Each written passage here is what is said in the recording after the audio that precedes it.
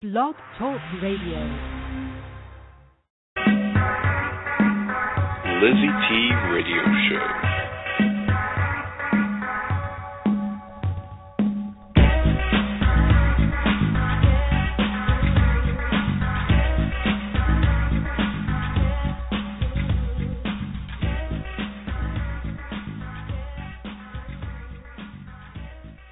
Canadian Show, North American Radio Show, and now Worldwide Show, the LizyT Blog Talk Radio Show.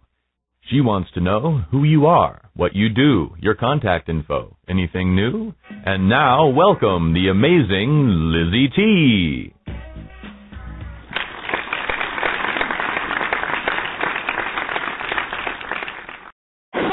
Hello, and welcome, everyone. I am your host, and yes, the producer of the LizyT Radio Show. My goodness, do I have a show for you today? We have a special, very amazing guest, and my goodness, I don't know, if you guys are not prepared today, I might make you cry, and it's not my intention. It's because we have Thanh Campbell, a very amazing guest, and you probably have heard of seen him on television and some radio shows, and we have them here. We have him here today to talk about his story, his amazing story with us today to share. We are live, by the way, everyone. We've been having some recorded shows, which is okay. Not everybody feels comfortable being live on radio or television. Not the case of my guests. Of course, we've been having some experience with that. But today we are live, and we are it's July the 7th. This is our second day coming back from our week off. Some of you know here in Canada, North America, as a matter of fact, is the summer holidays. The kids are out, and we take a couple of weeks here and there throughout the summer to spend with our family members. So today is the 7th.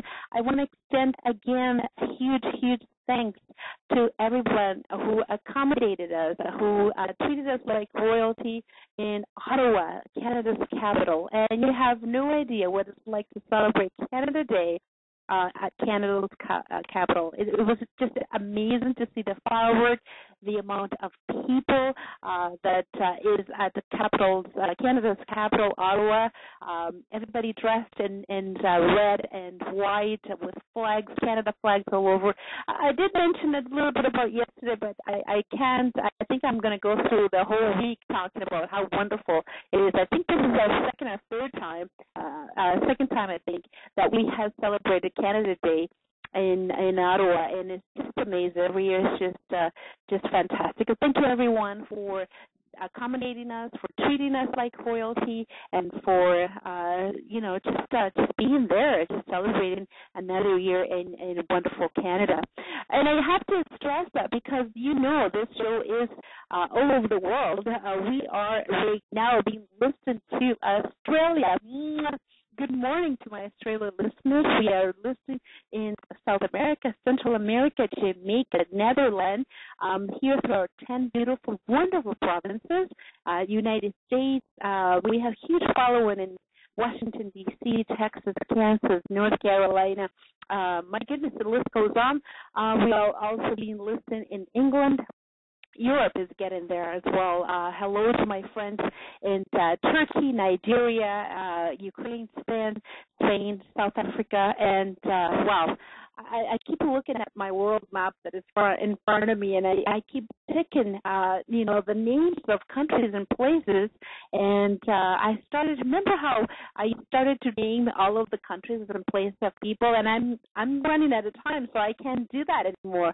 But thank you so much, everyone, for your support. Thank you for being part of this amazing network, for this radio show that is not just promoting people, talking about their books, their businesses, but also motivating them and giving them amazing stories, just like what you're going to hear today.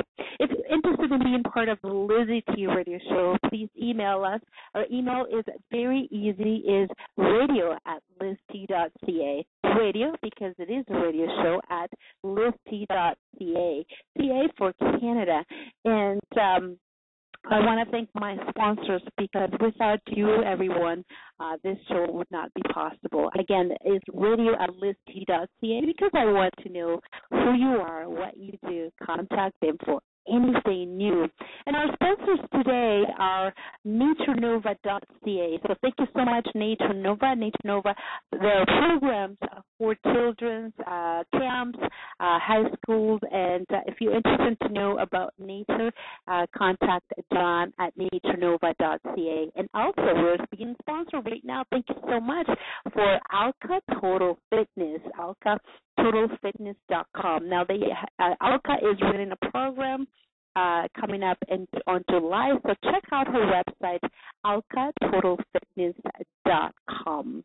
And today's International Day, as all of you know, I love to mention what is the International Day. And believe it or not, I was actually surprised and very, very impressed to know that it's July the 7th is the International Chocolate Day. Wow. I had no idea that I think I remember seeing something like that last year. And but I think last year, this is when I took that week off, and we were doing reruns. So, well, there we go. July the 7th is the International Chocolate Day. So happy Chocolate Day for the ones that love to eat some chocolate. And I am a chocolate fanatic myself, so I have to be a little bit away from those things. And don't forget that this is a radio show. And if you have submitted your MP3, or if you like to submit your MP3, we will be more than happy to accommodate you to play your song. Today we have 3 songs as always. We try to have a Canadian artist, so she is first. Her name is Andrea Goodman with the song Pages. Also, we have Sorrento's with a song, and Sorrento is from New York. And we will be playing, Easy to Believe. And last but not least, another submission from the States, Lion Taylor with the song Sugar Lake. Thank you so much, everyone, for submitting your MP3. This is great. We know that as a musician, a singer, songwriter, it's a little bit difficult to have that little bit of extra exposure for your music, for your songs. And we are here to support you. Oh, I think I hear my some music there, and that means I need to move on before we run out of time. Well, without further ado, I just want to make sure that if you are live right now, if you're listening, if you want to call in with questions, with a comment, our number here is 347-996-3926. Very easy, 347-996-3926. Our website is LizyT.com, LizyT.com, and we are on all social medias, Twitter, Facebook, and YouTube, and Instagram, and you name it, we are there. So if you have a question that you do not want to call in, that is okay, because you can mention it on our social media. So without further ado, this fellow, as some of you remember, the episode that happened in Vietnam, and this is a fellow that wrote a very interesting book, and he has a cause, and I'm here to help him. So let's welcome with a warm applause to Thanh Campbell.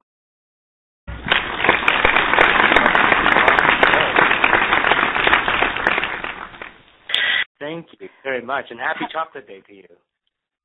Isn't that amazing, Todd? I was amazed that there is actually such a day. Every time I search for a name, I find no way there was going to be a day today, but there it is, International Chocolate Day. Every day is a special day, but this is extra special. That's That's exactly it. To me, every day is chocolate days. So let's talk about your story. Let's talk about your story, Todd. I mean, you have such a it moves us really, and I know that you have a lot of attention from the media already with your book. So, but for the listeners that are perhaps in other parts of the world, like Australia or in England, they don't know much about you. Can you give us a little bit of background? Can you tell us about yourself? Absolutely. So I was born in the country of Vietnam in 1973, and for those doing the math, yes, I'm going to be 42 this year. But during that time, a period of in the world, we know that the Vietnam War was going on. But in April 1975, by April 1975, I had ended up as an orphan in an orphanage in Saigon, which was the capital of South Vietnam. See, Vietnam was split into two, the communist north and the more democratic south. And by the age of 1 and 1.5, I was placed into this orphanage in Saigon. And they just had too many children to take care of in these orphanages. And so they knew that the quality of life for these children would not be sufficient after the communists would take over. They knew that it was coming to an end. So they wanted to get the children out. And so many children were actually evacuated to places like Australia, France, Europe, the United States.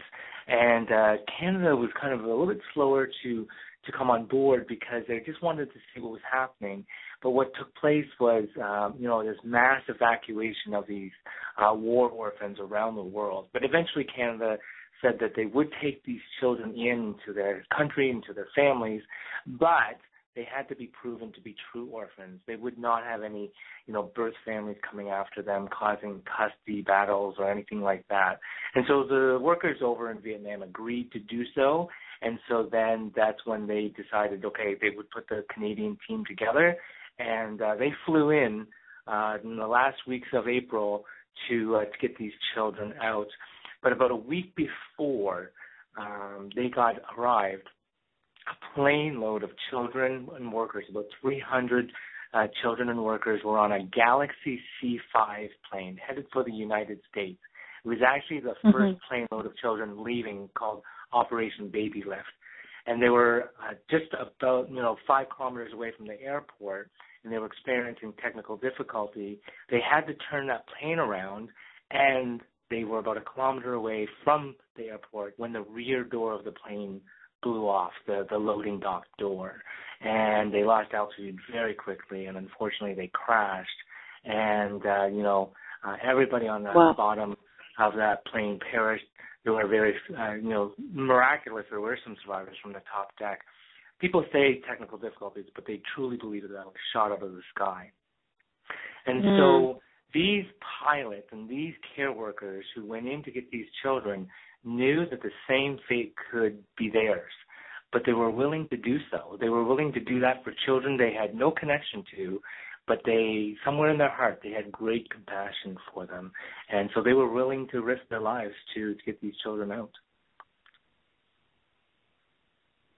Wow. And obviously you were one of those orphans, and you were one of those that were saved. And as a matter of fact, you were number 32. And on that whole story, that's what you decided to write a book. Now, how long is this book been published? And did you get your idea out of obviously your life story? This is more a biography, but it must have been really difficult, Tom, to basically put in writing, to spill your guts to the world and tell everybody that, hey, this is who I am. Yeah, that's right. It was harder than I expected because I've shared the story so many times, and telling them about this, this plane trip to Canada and being adopted by this wonderful family in Canada, in Cambridge, Ontario, and growing up in the privilege of the Western world. And I've told it so many times, but when I got down to writing it and kind of reliving it, the catharsis that's there, that whole reliving it and having to deal with maybe the emotions that were buried, It took a while. So it took from 2010 to 2012 to actually write the manuscript. And then it took all of 2013 to actually edit and do the layout and some final edits before we can get to the printing. And so we finally printed it in December of 2013. So it's been quite a process, quite a journey to go through, but the reception has been amazing of this book. And now people ask, why 32? Why Orphan 32? And the reason was, while we were on the plane, they numbered all of the children, and then the volunteers were also numbered. And so whenever they would come into work, they would work with the same child. And so there's a volunteer 32, and there was an orphan 32, and they would always work with the same child. So that's where the number came. And I just thought it was just that, when we reunited with these adoptees, 20 odd to 30 years later in 2006, people were identifying themselves by their number. I'm number 5, I'm number 6, I'm number 32. And so it was a real marking for who they were, kind of identification. And so that's why I chose that as the title, because, it would be a question mark, like, what's that mean, Orphan 32? I need to pick that up. I need to learn more about what that is. And then they delve into the story. And many people say they get into it and they don't put it down. They literally read it in one night because they just can't put it down. And I can't wait to get a hold of my copy. You are listening to the LizyT radio show. We are live today. My goodness, do I have a story for you. This is an amazing fellow with an amazing story. We are here talking to him. And if you have any questions or perhaps a concern or maybe just a comment or maybe just to say hello, maybe you know him, just give us a call. The number is 347-996-3926. We are live today, so it's a great opportunity. Don't be shy. Or perhaps you want to just comment on our social media. We're on Facebook and Twitter. The LizyT show is the website. The LizyT is the social media name. So, what is the purpose, Tom, for the book? I mean, I know that you have a purpose. I know that there's something more. I mean, obviously, writing this book, it was therapy. It was also struggle. It was also putting your thought in paper and reliving it. It must have been really, really hard, as you mentioned. But I know that by reading your biography and by reading about you and seeing the interviews, there's a purpose for this book that you want to share with the world. That's right. So, well, first of all, it was, a real response to people that have heard me speak before and shared my story as kind of why I work with organizations such as World Vision and Kids Alive International and are always helping children in need, because I was one of them. And so people would say, this is an amazing story, Tom. Have you ever, written it down? We'd love to share it with other people. And, after a number of people tell you kind of that you need to do this, eventually it gets done. And so I really wanted to use the book to leverage the message of hope. It's a real message of hope that here are these people who, never gave up searching for their child. Here are these people who never gave up hope that they would get these children out of the country safely. Here's a story of just, humble beginnings to, what I'm being able to do today to tour and speak to groups. So there's a lot of different messages that I want my audiences to be able to take away from. And everybody seems to come away with something different, Usually it's always Kleenex and tears, but, in high school, the kids just have this kind of resolve of, I want to do something great with my life. With, the older groups and community groups, it's, something maybe to do with their own parents or maybe being a parent themselves that they're connecting with. There's other people who just, they just want to hear a good news story. They're just kind of tired of hearing, what's on the news today of what's going on. They just love to hear something that's turned out well. And I'm excited to be able to be that messenger of hope and be that, source of good news for people. And that's really what it is about, because you're absolutely right. To hear a very good news story like yourself, somebody has gone through horrors in their life, and being as a young person, as a young child, being in a plane, being taken from a country that is basically coming apart in war, and now that you're here, you can share. This is a very good news story, and it is a message of hope for all of us that wants to do something. And I'm glad that you said that when you go to a high school, kids want to get involved and do something about for our fellow human beings. Yeah. World Vision, there's so many organizations out there that you can get involved, everyone. And if you want to reach now, do you have an organization of your own that you're trying to start, or you just are part of the bigger ones out there? So I started Hope for the World Productions to help me publish the book, and there's a children's book coming out, and then to be able to do the documentary that we're producing. But really what I want to be is a signpost to other organizations that are actually doing the work on the ground. And, you know, organizations like Free the Children, World Vision, Kids Alive.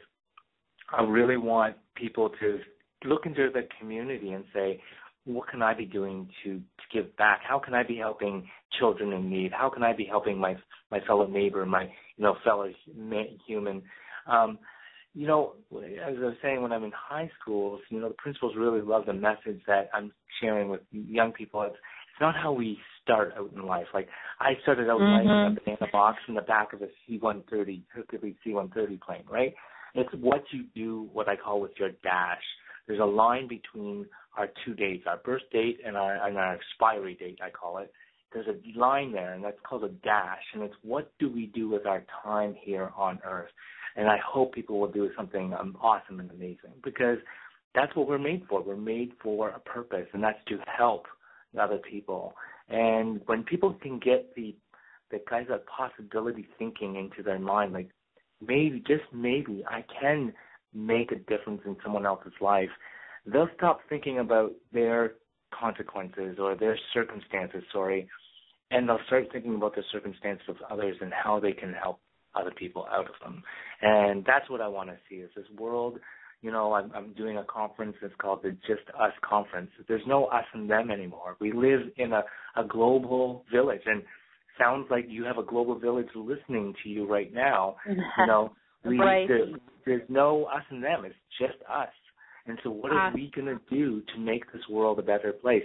You're doing it right now. You're having a radio show sharing good news stories with people. You're inspiring people through your radio show. People are able to respond, interact, and, that's fantastic. I really applaud you for what you're doing. Well, thank you. And you are the one that actually is doing the show for me today. So you should take all the glory, because you are an amazing person. And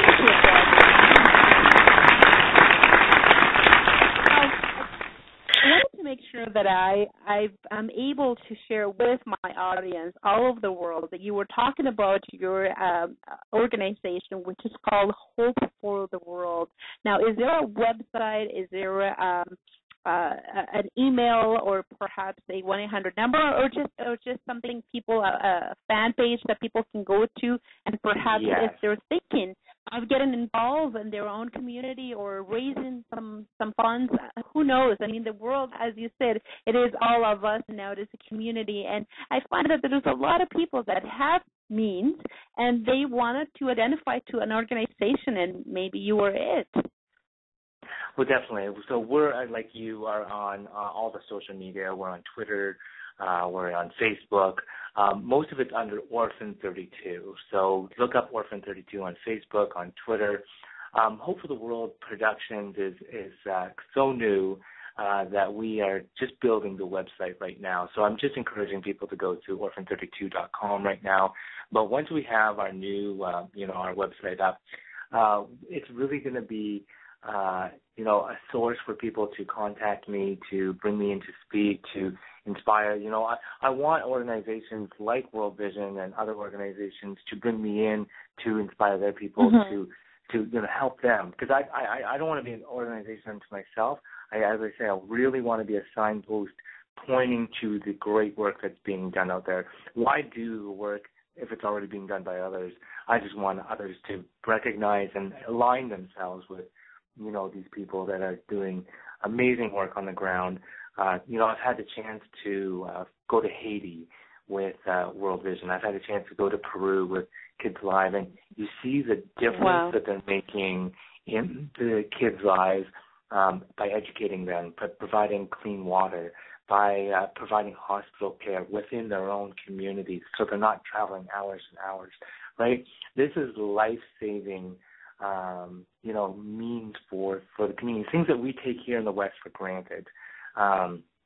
It's a world, a whole new world for them when they have a school right in their own community, when they have a well that they don't have to wait for hours to walk to, all of these type of things. And, I know with the beginnings that I had in Vietnam, I went to the orphanage that I came out of, and I saw the surroundings that I could have been brought up in, and I'm very grateful. It just makes me grateful every single day for what I have here in Canada. And I was in Ottawa for Canada Day as well, and celebrating with hundreds of thousands of people on the Hill and hearing the Prime Minister speak. But, we live in, I think, the greatest nation in the world, but that behooves us to then reach out and help others and be able to be that catalyst of help to our neighboring nations.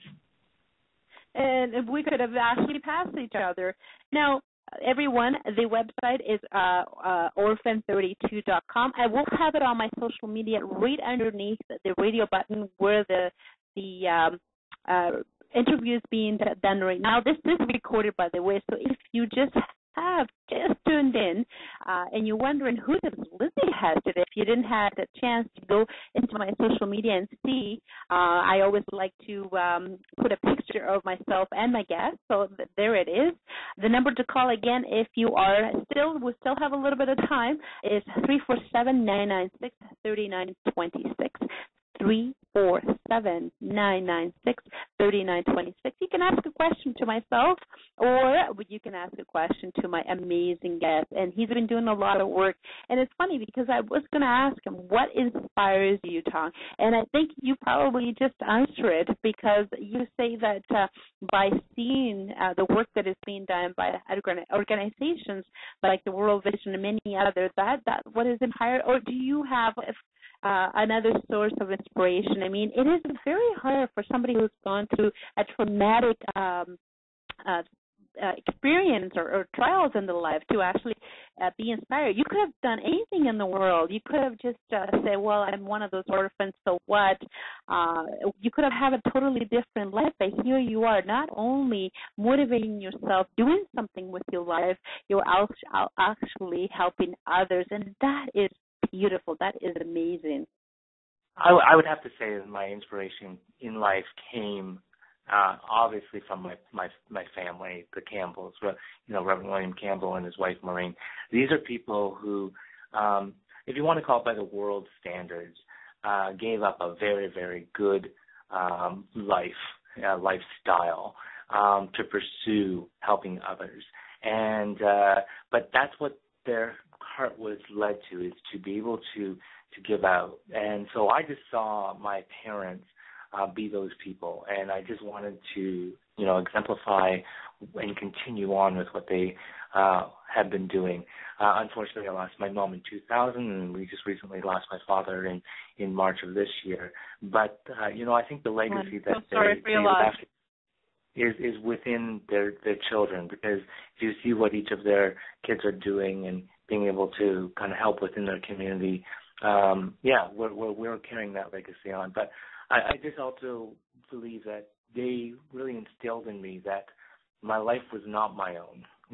My life was meant to serve others, and that's the best way of doing leadership, is to be a servant for other people. And so, it's being able to share that not the handouts, but the hand-ups with other people, and being able to do that. And so I applaud the schools that are being involved with social justice causes and really rallying their youth to, get involved in their communities immediately right around them. But also some of them are going abroad and either they're studying or they're actually doing, trips to help out in hurricanes or earthquakes. They are wanting to, kids say, they have their games and they have their entertainment, yes, for sure, but kids say I really do believe that they want that hands-on experience. They don't want to just send money and support. They actually want to be there doing it alongside of, the people within that country. And that excites me that, these are youth that want to get involved. And it's just being able to show them where and how. LizyT Radio Show is sponsored by NatureNova.ca. And I'm the host and the producer of the LizyT Radio Show, and we had to play our songs right in the middle of the interview. I love when we have some technical difficulty because that means that we have an awesome job. A lot of people are trying to log in and listen live, and but you haven't called in, so I don't know what's going on with you guys today. We still have our guest on the other line, and I have a couple more questions before we wrap up. And one of the questions was, I know that you had a reunion. You went back. And you had a reunion with the group, and if I'm not mistaken, maybe you can talk about that with the family that, or the family that was not your true parents. I know that you went back and then you had a reunion. How was that? How did that feel going back after so many years? And seeing, I mean, you talked about the orphanage and all that, but that reunion with all the orphans, that must have been something. It was amazing. So we were able to gather about 40 of the 57 adoptees that flew on our plane that arrived in Toronto. There was another plane that arrived in Montreal, but our group that came to Toronto, we were able to gather about 40 of them in 2006. Phenomenal time meeting all of their families. We had about 250 people in Burlington, at the Oakville Conference Center, and it was just amazing. It was like siblings coming back together after so many years. But what happened is that story went, around the world in the media of these adoptees coming back together after so many years apart and being divided in Canada, and it made the news in Vietnam. Do you actually speak the language still, or no? I don't remember speak Vietnamese. You speak? No, because I was so young. We were only 2, right? Mm-hmm. So most of us have lost the language because we were so young when we came, and if you don't use it, you lose it basically. So it's a very different language to learn. I wouldn't say difficult, but different language to learn, and it would take some time for us to be able to gain it back. But so when that story hit the news wires in Vietnam, a family connected with me. Because just having my name in the paper, and they were trying to reach out and connect with about this child that went missing in 1975, and I looked at the documents that came with me to Canada, and the names matched up on the documents on my birth certificate basically, and so I wanted some more information because it was a little bit spurious, and then he sent me a photocopy of a birth certificate, and it was an exact match to mine. And that, you can imagine that what's going on in your head. And so I said, what do I do with this information? Because I was told that these documents weren't really our documents. They were just official government, issued to get us out of the country. And we were supposedly proven to be true orphans to get out. And these documents were just to accompany us. And here's someone 30 years later saying they're connected to the people or the person on that birth certificate, but not necessarily to me. And so I asked a few people in the Vietnamese community, and they said, well, you have a great family, you have your own family now, you don't know who these people are. And I said, yeah, but I'm a parent, and if one of my children was missing, I'd want to know, so what can we do to help them out? And he said, well, you could do a paternity test. And I said, like a Montel Williams show paternity test? I'm not going on the show. And they said, no, there's labs that will do tests for shows like that. So I said, okay, if you find a lab, I'll do the test. And so my friend found the Lab Express in Toronto. they came to my house in Hamilton, and we did the cheek swab, like you see on CSI, and then we sent the kit over to Vietnam. Now, that was in December of 2006.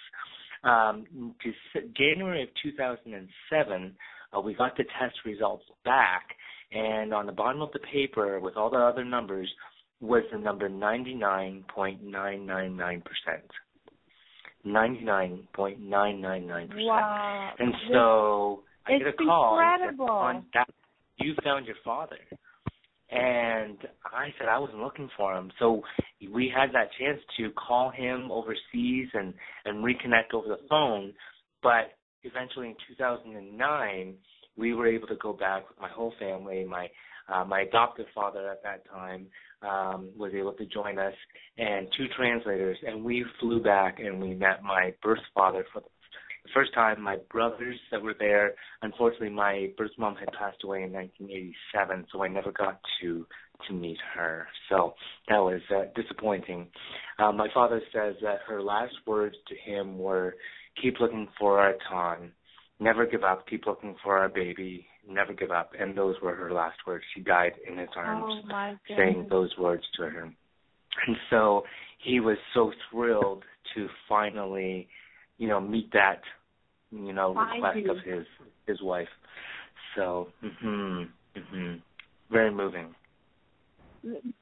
This is definitely a happy ending. Not only you are giving back to the community, Tong, not only you're helping other people, you are associating with World Vision, which is a huge organization.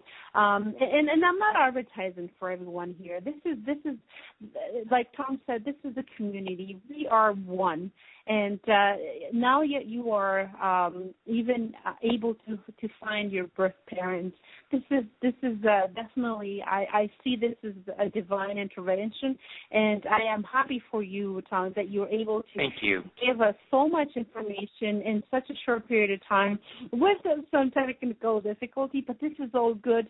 I'm hoping that all of you that are listening to us right now all over the world, please contact and get in touch. Perhaps there is another person out there that might need some help as well. And through the work that Tong has done here with World Vision in the book as well, organization that he's helping, he can definitely help you. I'm not the expert. I mean, he's gone through so much, and he's continuing to help the community out there. The website, again, is Orphan32.com. I will have it on my social media. I will have the information. This is recorded again. I will be editing some of the cuts there, so you will be able to see a nice clean and hear a nice clean version for you that are listening to us all over the world. Again, the website is Orphan32, and there is another website coming up, which is Hope for the World. I love that name. And thank you. For the listeners that are listening to us all over the world, Mr. Campbell, one of the things, and I know that you said you have kids of your own, and this is such a beautiful example. You are leading by example. I mean, we can tell our kids until we're blue in the face to do things, but when we are not doing it ourselves, there is no better example than that. But how can people in the world, you definitely are giving a very good example to your kids, as I said. How can people in the world that are listening to us right now, how can they help? How can they get involved? How can they contribute to causes like this? Well, I think, first of all, it's a mindset, right? It's having that grateful heart for what they do have, and that's going to propel them to look outwards. And it's always, what I want to instill in my kids is, yes, we live in the West, and we're not to deny that or be ashamed of that, but because we live here, that behooves us to help others. In the front of my book, I say, this book is my legacy to you, my kids, but you are my legacy to the world. And so what I want to do is instill those values, instill those, messages in them so that they go out and they share that. And so that's what I want for, my readers and my audiences to really have that mindset of what can I be doing, and start looking at different organizations right in their own backyard, in their own community. We have a place here in Hamilton that helps, immigrants settle into the community. There's homes for, street use, or, even if it is going abroad and being able to help with handing out food packets or hygiene packets, or, being able to do relief work. And it's whatever people feel their passion, their heart is, being able to find the right organization that aligns with their values and, what aligns with their passions as well. So, obviously children as mine, and so that's why organizations like Kids Alive, like World Vision, really fit with who I am and what I want to do. But, there's so many other worthy causes out there, and it's just being able to think of others and being able to do that for people. So when people do go to my, website, one thing they can be doing is obviously purchasing the book, sharing the story with others, but it's also an ebook version, and you can go to Amazon.com and order it. And it's a lot easier if you're not living in Canada to download the ebook version off of Amazon, and then being able to share the story and just say, hey, I heard a really good news story, and then be able to pass that on and inspire others through that. So. Fantastic. And you're absolutely right. There's no little thing that we can do.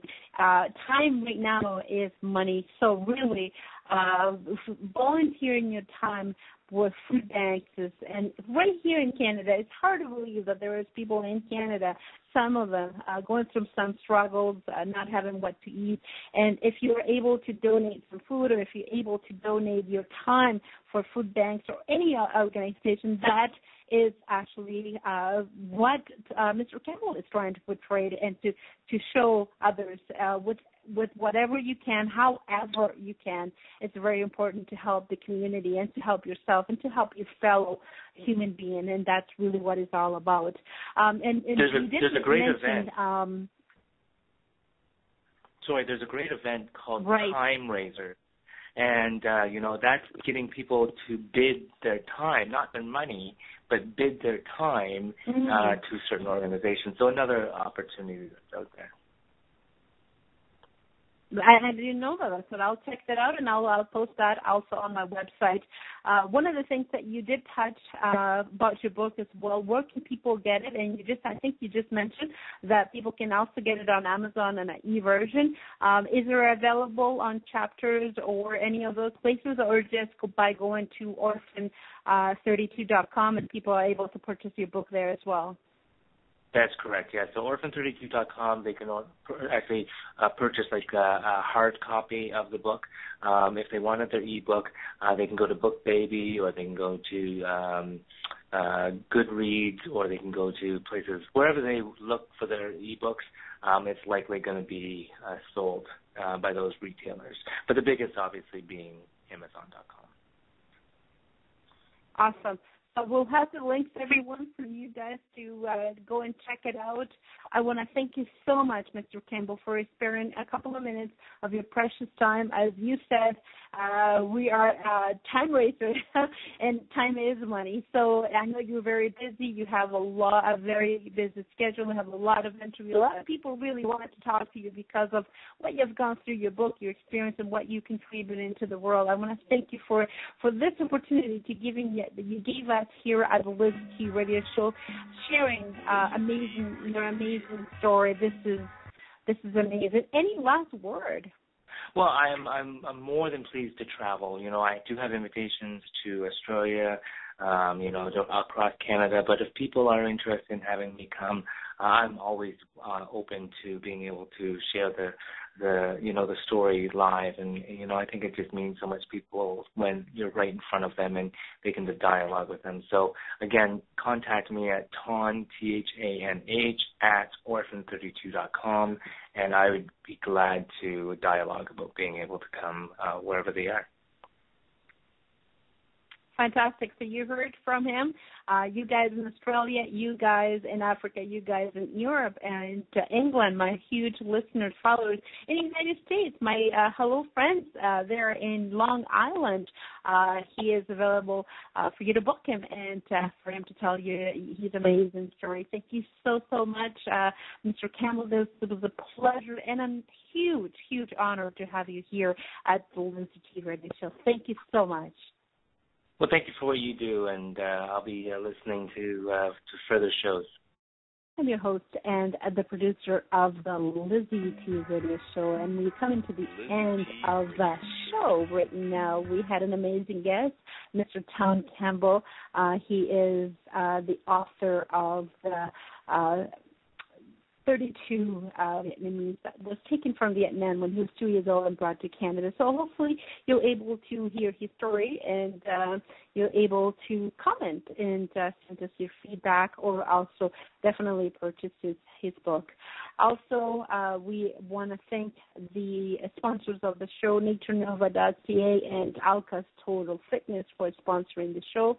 Thank you again for the submission of Lean, Taylor, and the song Sugar Lake Sorrento's with is Easy to Believe, and Andrea Goodman. So if you're interested in being part of the LizyT Radio Show, please email us at radio@LizyT.ca, radio@LizyT.ca. Happy International Chocolate Day, and thank you so much for listening. I'll leave you with definitely my word of my sponsor, and we'll see you tomorrow, everyone, with another show, another fantastic guest.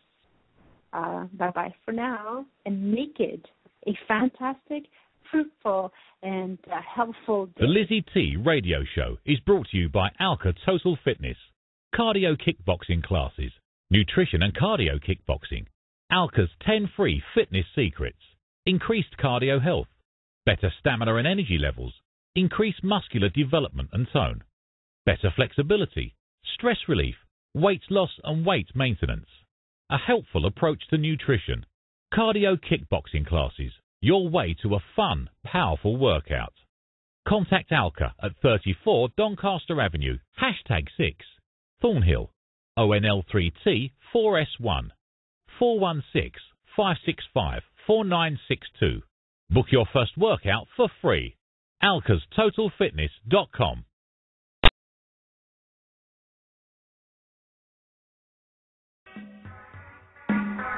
LizyT Radio Show.